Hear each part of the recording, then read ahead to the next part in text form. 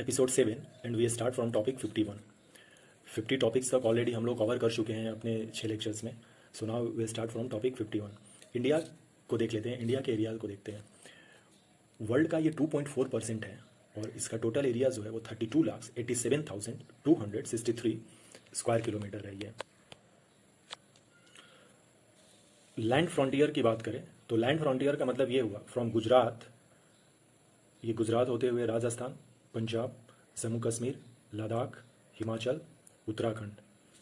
Okay, Uttarakhand के बाद ये फिर नेपाल होता है, फिर सिक्किम, फिर ये भूटान होते हुए अरुणाचल प्रदेश, यहाँ से होते हुए Arunachal Pradesh, north east states और फिर ये फाइनली वेस्ट बंगाल तक आते हैं। तो यहाँ से लेकर यहाँ तक के ये पूरा जो डिस्टेंस कवर हुआ इसको हम फ्रंटियर बाउंड्री कहते हैं या फ्रंटियर लैंड कहते हैं। ये 15,200 किलोमीटर है। और जब हम इसके कोस्टल एरिया की बात करते हैं, प्रीवियस लेक्चर में हम लोग देख चुके हैं कोस्टल लाइन के बारे में और कोस्टल स्टेट के बारे में, कितने कोस्टल स्टेट हैं।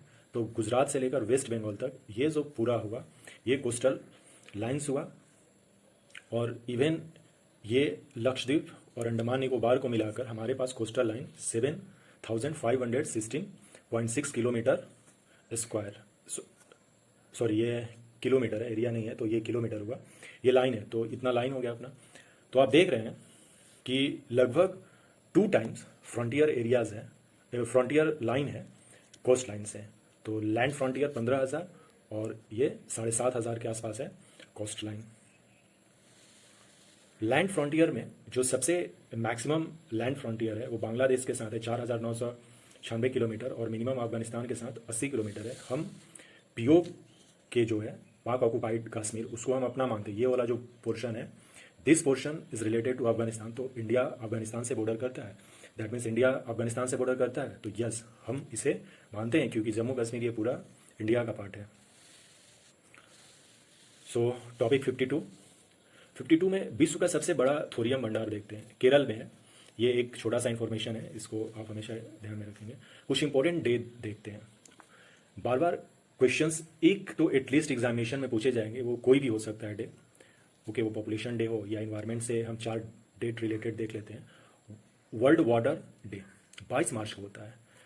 इसको याद करने का एक तरीका है, सबसे पहले वाटर आता है, फिर अर्थ है 22 अप्रैल को, फिर बायोडाइवर्सिटी है 22 मई को और वर्ल्ड इन्वायरमेंट डे तो हम सब लोगों को पता है 6 जून को।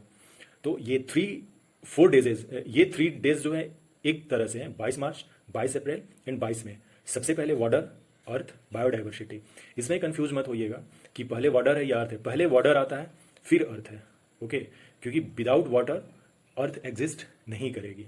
तो इस तरह से आप अपना कॉन्सेप्ट क्लियर रखेंगे और इन 4 डेट को एटलीस्ट याद रखेंगे, इन्वायरमेंट से रिलेटेड है। तो ये टॉपिक 53 2 बार हो गया है, कोई नहीं, चलिए हम लोग एक एक्स्ट्रा पढ़ लेते हैं। नाबार्ड के बारे में देखते हैं। सबसे पहले NABARD, national Bank for Agriculture and Rural development. Okay, तो इस फुल फॉर्म से ही हमें पता चल रहा कि नाबार्ड जो है वो एग्रीकल्चर एंड रूरल डेवलपमेंट के लिए एक बैंक है। इसमें पैसे नहीं जमा करते हैं फार्मर्स या कोई भी इंसान, पैसे नहीं जमा करते हैं, ये फंडिंग करता है। Okay, agriculture and Rural development के लिए। तो ये नहीं है कि इसमें हम जाकर अकाउंट खोल सकते हैं, ये SBI और कैनरा बैंक की तरह नहीं है। So first of all, NABARD full form National Bank for Agriculture and Rural Development. ये fully owned by Government of India.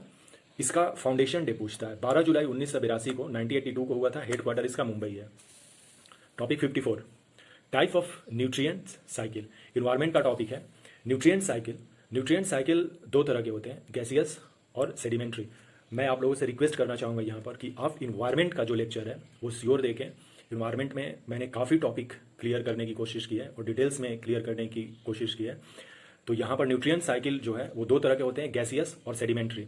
Gaseous में 3 इंपॉर्टेंट्स हैं, कार्बन, नाइट्रोजन एंड वाटर।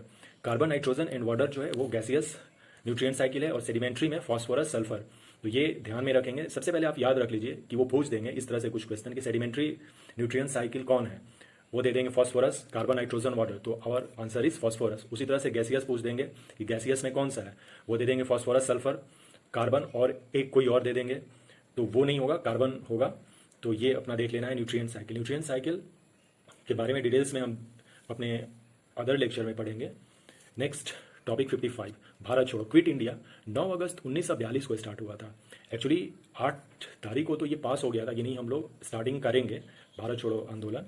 तो जनरली 8 और 9 में कन्फ्यूज़न नहीं होना है। 9 अगस्त 1942 को ये स्टार्ट हुआ था, क्योंकि मैक्सिमम जो काम होती है पॉलिटिकल या इस तरह की बातें वो रात में होती है। इसका मतलब कि वो शाम से चलेगा और वो कब खत्म होगा, 12 बजे खत्म होगा या 1 बजे खत्म होगा, इसका कोई एग्जैक्ट डेट नहीं होता है। जैसे कि चोरी चोरा इंसिडेंट जो हुआ था, जनरली हम लोग 5 फरवरी लगाते हैं, ओके 5 फरवरी 1922, लेकिन एग्जैक्ट जब डेट की बात करते हैं तो वो 5 फरवरी हो जाता है।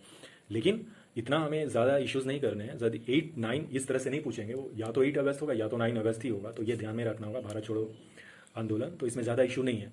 9 अगस्त की सुबह में ये याद रखिए, ऑपरेशन जीरो आवर किससे रिलेटेड है, तो भारत छोड़ो से रिलेटेड है, के तहत सभी नेताओं को गिरफ्तार कर लिया था। कांग्रेस के जो major topic 56 wild life protection act 1972 काफ़ी इंपॉर्टेंट है। इन्वायरमेंट की आप सीरीज देखिए जिसमें कि आपको काफ़ी क्लियर होगा इन्वायरमेंट से भी क्वेश्चंस एटलीस्ट 10 नहीं तो 8 क्वेश्चंस योर है, और वो काफ़ी आसान होंगे। थोड़ी सी मेहनत करके वो आंसर वे मार्क्स हम लोग ले सकते हैं। अब मानकर चलिए कि 8 क्वेश्चन डायरेक्ट 100 क्वेश्चन में रहेंगे ही SI और ESI एग्जामिनेशंस में। Wild life protection act major act है 1972 का। इसमें 6 शेड्यूल्स हैं। शेड्यूल 1 और 2 में इंडेंजर्ड स्पेसीज को रखा गया है, एब्सोल्यूट प्रोटेक्शन दिया जाता है, जैसे टाइगर हो गए, एलिफेंट हो गए, इंडियन ग्रेट बस्टर्ड हो गए, ये सब शेड्यूल 1 में आते हैं। और 2 उससे थोड़ा सा कम होता है, लेकिन 1 और 2 दोनों को एक ही साथ करना होता है, ये इंडेंजर्ड स्पेसीज में आते हैं। शेड्यूल 3 और 4 में थोड़ा सा उससे लो वाले एनिमल्स होते हैं। शेड्यूल 5 ऐसे एनिमल्स हैं जिनको कि हंट किया जा सकता है, जैसे डियर, लेकिन उसके लिए लाइसेंस लेना पड़ेगा, ओके। क्रो या और भी जैसे मंकी हो गए, नीलगाय हो गई, उनको हंट किया जा सकता है, लेकिन उसके लिए लाइसेंस लेना पड़ता है, चीफ फॉरेस्ट वार्डन, या फिर जब आप ऐसे लेते हैं तो गवर्नमेंट से लेना पड़ता है। और शेड्यूल 6 में प्लांट्स के बारे में है। तो 6 इसके शेड्यूल्स हैं, 1 2 3 4 5 एंड 6। ये ध्यान में रखना है कि शेड्यूल 6 जो है वो प्लांट्स के बारे में बात करता है, और 1 से लेकर इंडेंजर्ड से घटते हुए क्रम में आप एनिमल्स को रख सकते हैं। Next topic 57।